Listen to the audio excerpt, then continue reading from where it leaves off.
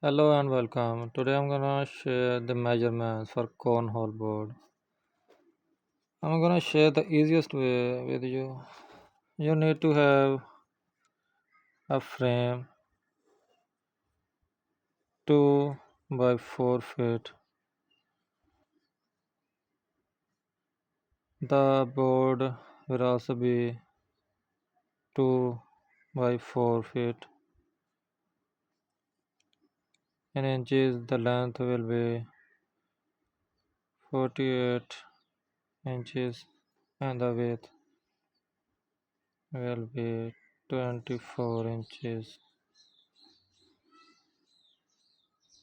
And on the board from this side, back side, you need to mark the center. This will be 12 inches, and from here you need to have 9 inches, like that. I'm gonna tell you like that. Now, from here, the center of the point, mark 6 inches, a round circle of 6 inches.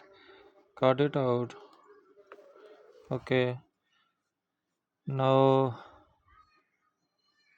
the height from the back, this will be 12 inches, and from the front the height will be 3 inches, and this will have to be like that, not that.